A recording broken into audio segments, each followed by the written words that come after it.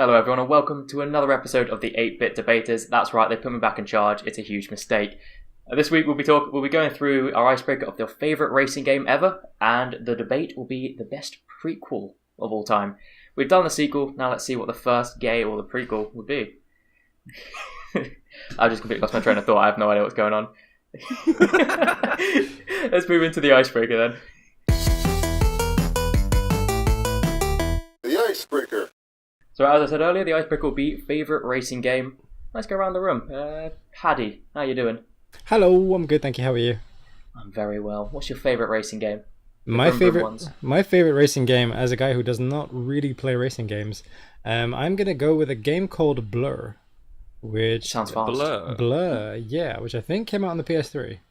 I'm Isn't pretty that a sure. band?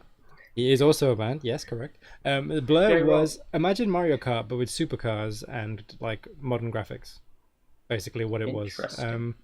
I know. But I don't have much. Like I think I rented it. I think with some friends at uni, and we played it non-stop for like a few days or like a few weekends in a row, and it was just we just sit there for hours playing it over and over again. I don't love racing games so much, so that one really stood out as something that was really, really fun. Like supercars going super fast with weaponry. Yeah. Cute. Back in the days when you can rank games. weren't they the good old days? I know. We'll move on to Dylan next. How are you doing, Dylan? Doing all right. I'm kind of like Patty, not a big racing game guy, but I would have to say Mario Kart 8 Deluxe, the most recent one. It's for the most part, those games just kind of build on the last iteration and just get better. Double Dash, it kind of stands out on its own because you could have two people on a cart, which is something they haven't brought back, which I wish they would. But other than that, Mario Kart 8 Deluxe, it's the Wii version, the Wii U version, but it just looks a little better, and all the DLC just comes loaded with it, and tons of maps to race, tons of characters, and yeah. Mario Kart's always a classic. I had a feeling it would make it somewhere in this list. Oh yeah. We'll move on to Rob. Rob, I know you're probably maybe not a fan of the racing games, but why don't you give it a crack? Probably something unique you'll give us.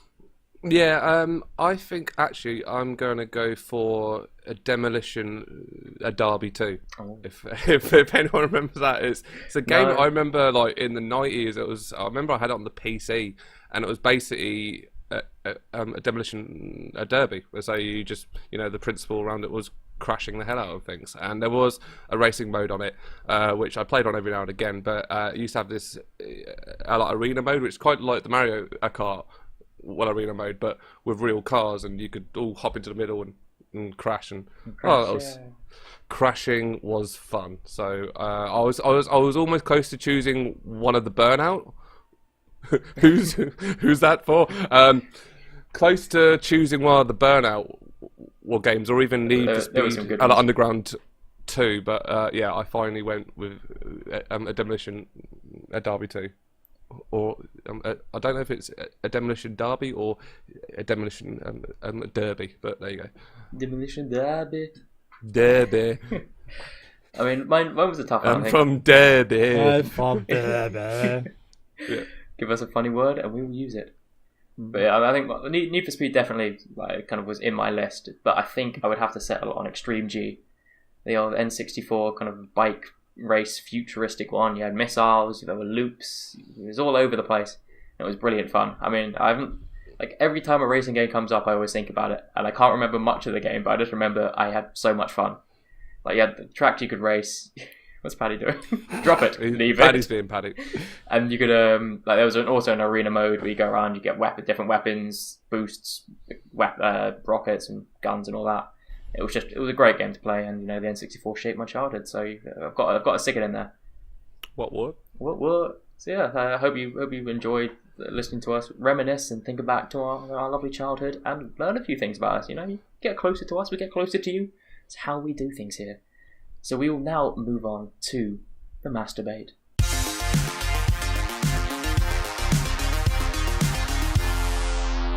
The masturbate. And this week we will be going for the best prequel of all time. I mean, I'm glad I'm hosting this one. It's a tough one for me to choose, and I'm very excited for everyone to get in and get involved. So we'll start off with a quick 1-minute pitch round where everyone will just whip through and give me a very nice short summary of their game, why they've chosen it, and just a few points of why it will beat everything else. And we'll get into the fighting later. I'll start with Dylan. Dylan, what is your game? I chose The Legend of Zelda: Ocarina of Time. Like last week. I see a theme. I have 1 minute to explain this. So I'm sure most people who would be watching are probably familiar with the Zelda timeline, but just to quickly break it down in case they are not. Ocarina of Time, at the end of the game, splits off into a 3-forked road. There is, if the hero was defeated, Child Link and Adult Link. So you have Ocarina of Time, which in the story, in the pantheon of Zelda lore, splits off into 3 arcs, and this was finally made official with the release of Hyrule Historia by Nintendo. But the 3 immediate games that follow in chronological order from Ocarina of Time, in the defeated category is A Link to the Past, one of the definitive Super Nintendo games.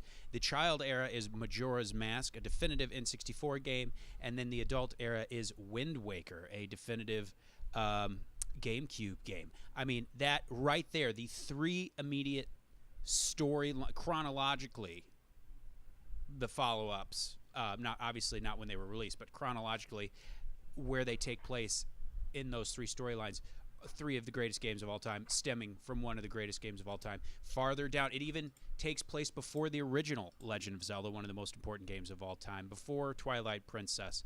I mean, this game, it bleeds classic. It's a classic game that, through its storylines and whatnot, is just geniusly forks off into other classic games, and it's pretty damn hard to beat.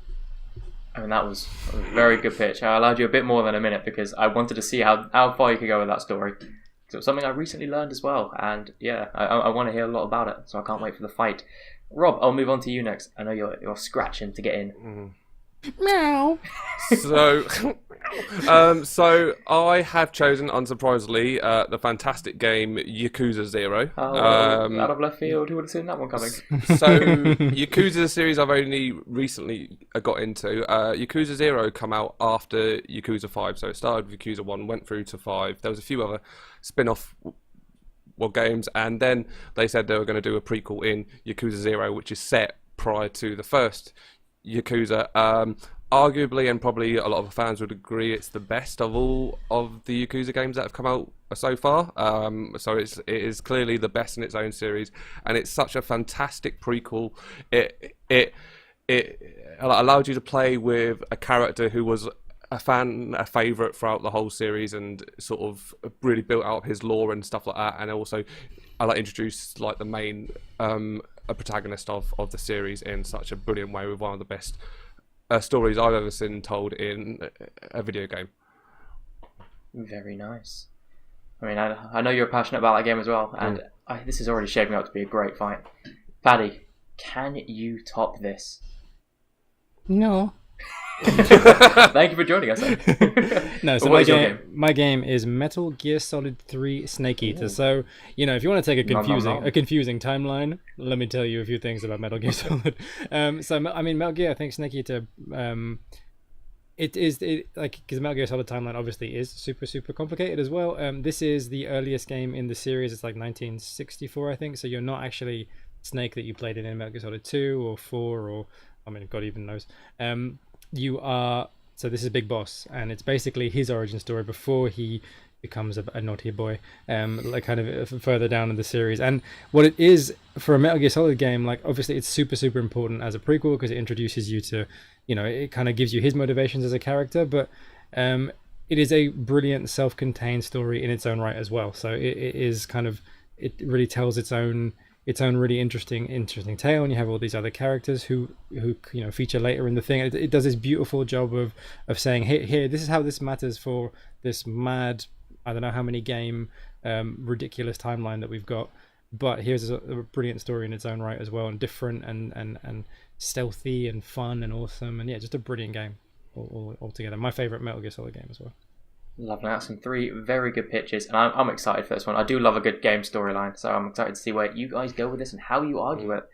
So now we essentially just go into the bit where I let the 3 of them loose to fight and rip apart any argument, defend their own with all they have, and I will just shout at them to stop, like naughty children they are, when I am ready to finish. So go, have at it. Okay, so Metal Gear Solid, yeah?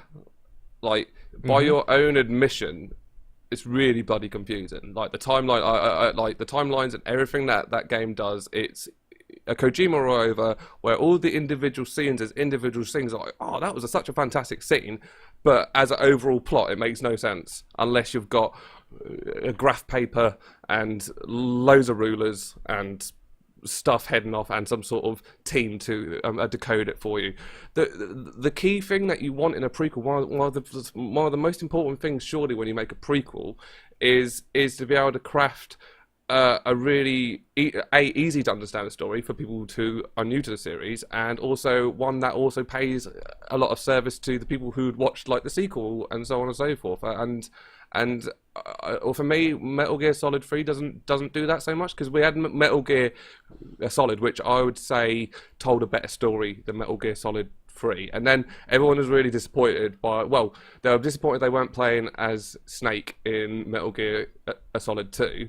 And then obviously everyone was quite excited again to be playing as Snake in Metal Gear Solid 3. But it was all kind of weird because I don't know if you looked into, because I've looked into like the meta of the game and stuff, and there's a lot of speculation that actually what the story is you're playing as a trainee who is playing a simulation. That's probably more likely 2, no? Because I don't know anything about that about 3. Like, I just know it as a very, very kind of. Which one's the one where you play not as Snake? Is that 2? That's 2. I thought that was 2. That's 2. Yeah, that is 2. Yeah. So 3 is the one. Three is in the 60s. So you're big. Yeah, You're not yeah, even that's Snake. it. Yeah, you're Big Boss. Yeah, that's what I'm talking about. Yeah, that's the one where there's a bit in it where they're talking about when you're. I think it's even at the start where you're doing the training simulation. It's like the dialogue is aimed at someone else, not Snake. It's trying to break that 4-4, and ever since then there's a huge plot thread on there about the fact that you're not actually playing as Snake, you're playing as a trainee in the 90s, playing as Snake doing his early missions in the 60s. Yeah, I mean, you're playing, well, I mean, in that game, like, you start off with the Virtuous mission, which is the first little in theory training mission of what Big Boss. So it's not even Snake, it's Big Boss, who obviously, as everybody knows, is who Snake was cloned from, because naturally. But I mean, you know, like, yeah, if this was the debate for what has the best overall story and nicely easy contained story, it may be. But you know, this is the best prequel. Like, this does have those nods to people who played those games. Like, there's Ocelot in it. There's a young Ocelot in it, and people that's who that character is. There's this mystery around who is Big Boss. That is like that is the big mystery from the first games. He's the bad guy. Why is he the bad guy? If he's and how did he come to where he is now? Why is he who he is? And through it's Metal Gear. So this is not a simple. This is not your typical little story through a journey through a story, but I think it does it gives you some motivation as to who this person is, like what he went through, how he's dealt with what he's dealt with, and it with also having those kind of touches, and also being, I think, more classic Metal Gear than 2, because I mean, the environments it gives you, the kind of the way it tells its story, like really awesome boss fights. Like there is a brilliant game in there as well. I don't really see, like, if you're self-admittedly saying the story's confusing, how you could also say that it's also a fantastic prequel. Those two things the story of the game is not confusing. Like Metal Gear Solid 3. Do you not think? No, not really. Well, I mean, it's fucking weird, but it's it's not a confusing story.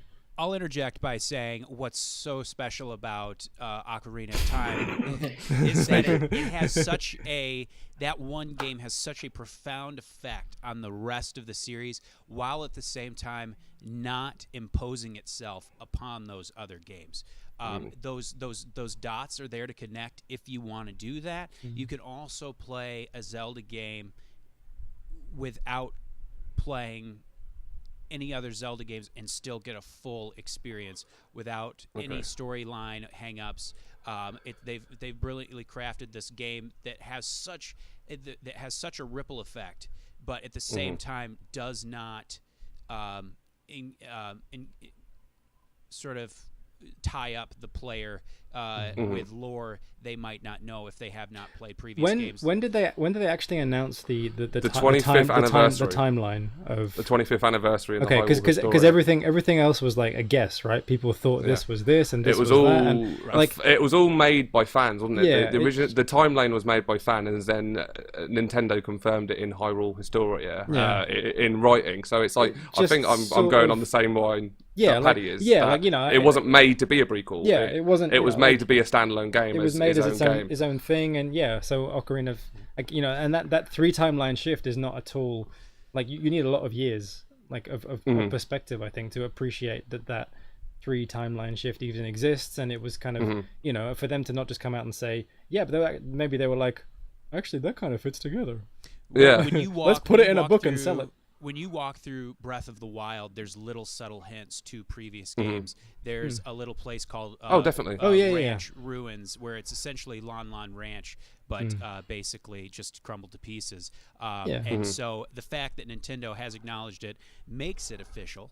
And also, say you wanted to, like, just because a game was made before it, for example, Jurassic Park 1 is not a prequel to Jurassic Park 2 because there was no Jurassic Park 2 when Jurassic Park 1 was made. So if you wanted to make that argument, you could take away Majora's Mask because Majora's Mask came out 2 years after. You could take that's a fantastic point. Take away Wind Waker, but you still have a game that's a prequel to Link to the Past and the original Legend of Zelda, 2 of the most influential games. Although another thing as well, from a prequel point of view, when you're arguing about like what makes a great prequel, a prequel to me is a starting point in a series. You say, this is we look at.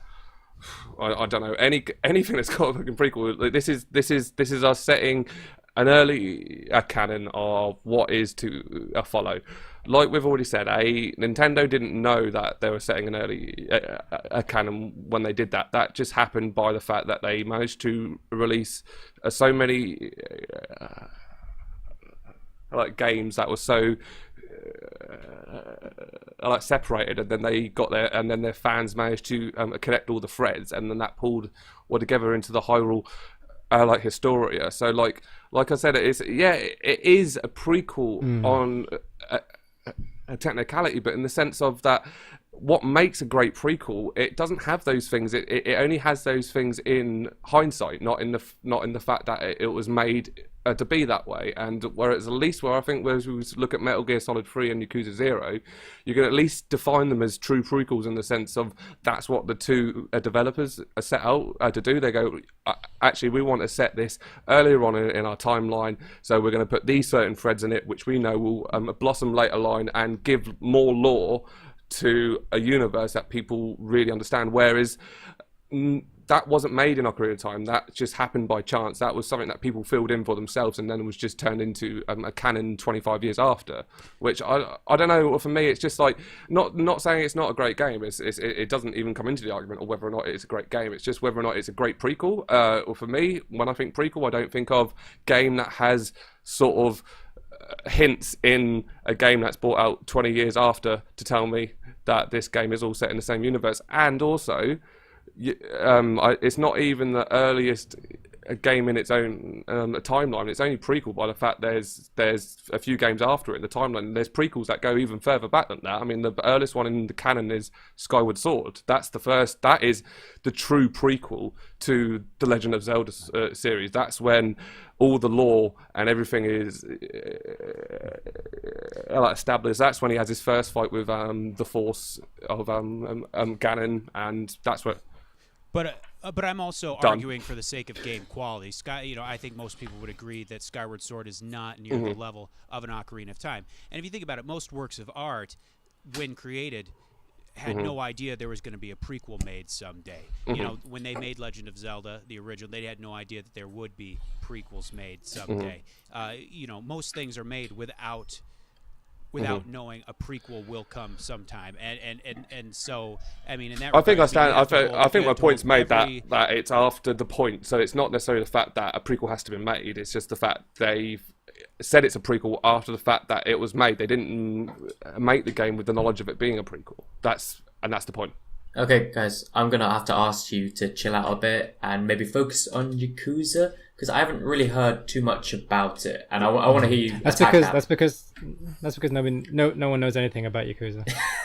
Never played it. It's kind of niche, kind of small. It's its own little thing, and like it might be a great prequel, but like not of a series that people really like. It definitely has its community. Definitely, obviously, it got Robin. It fucking hooked the shit out of him, and he fucking loves it, and that's awesome. But like, I guess how does that make it not a good prequel though? Yeah, but we're talking about the best video game prequel of all time. Surely it should be of a series or of a game that has like super resonance that people talk about, people know about. Like, this is not, yes, it can be a very good prequel. And Metal Gear Solid 3 falls into that. Well, do you think the Metal Gear Solid series, I think, has I'd argue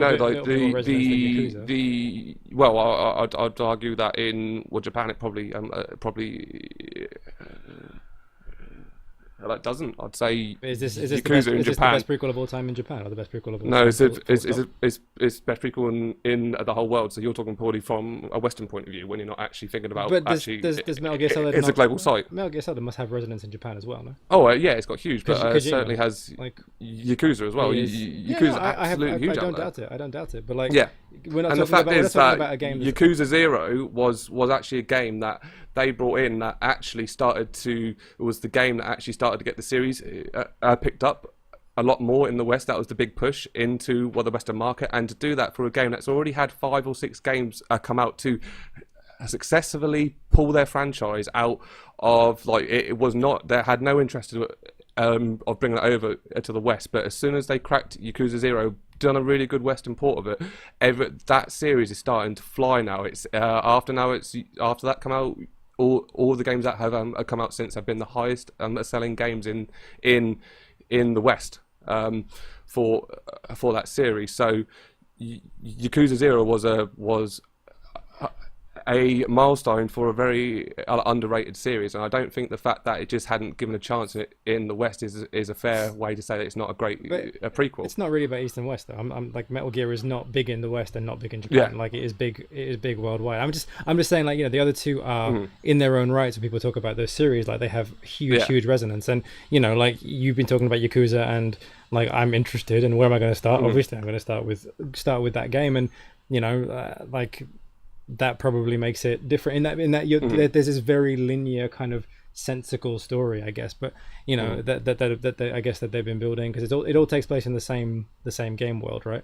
Yeah. And I think the fact that it takes place in the same world, so it's not a case in a way that's quite similar to what we're talking about in the Zelda series, where you kind of get hints of things that happened over time. Yeah. The fact that it takes place in the same place means that you've played the game in 2005, you played the game in 2008, you played it in 2010, so you saw it sort of change a bit, and then all of a sudden you're playing the game in 1989. You've returned back to the same town, but it's rethemed to the 80s, and it's just absolutely flawless. It is. It does sound cool. Right, I'm going to add a bit of structure to this, and I'm just going to ask you to each tell me what your game brings to the series in general. So, like, storyline, how it adds, how it develops the characters in each. Just so you can try and give me the opinion this is the best prequel setting up the next series of games. And I'm going to start with Dylan. Zelda Ocarina of Time sort of created it took a very formulaic model and sort of created basically endless possibilities for things to do with the franchise for a hero that pretty much doesn't talk. He's got his name's Link. That's all we know about him, and essentially, with some exceptions, has the same story told over and over. But now you can take that same. It's like making chicken. You can make chicken in a million different ways now. Ocarina of Time essentially has opened the door to so many different possibilities for this very kind of what could be easily seen as a one-dimensional character, but now, people love Link because they see themselves in Link, and you can put yourself into Link in any Legend of Zelda game, and that's all thanks to Ocarina of Time. Very well put. Paddy, your same question, really. Well, like the whole mystique about the Metal Gear Solid series is who is Solid Snake, who is Big Boss, right? Like, and that relationship and Big Boss himself, like he is really like, what's going on there? Who is this guy? And it establishes that character as an actual, not just a villain. Like this is who he was. This is him as a hero. This is and it's kind of all part of his fall from grace, and that really important for the whole series. Finally, Rob, how about you?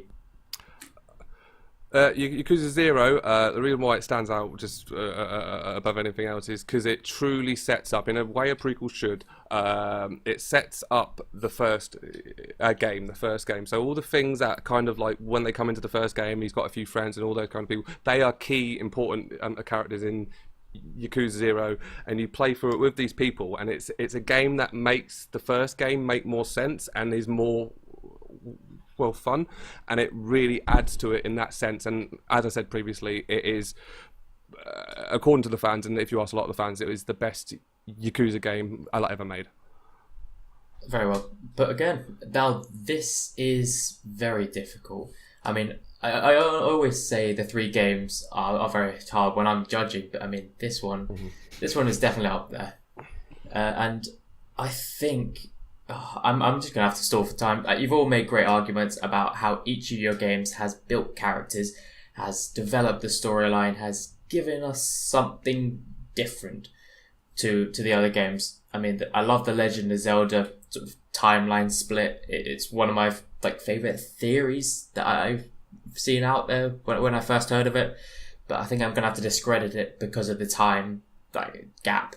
It was released on the 25th, so it's between Metal Gear and Yakuza.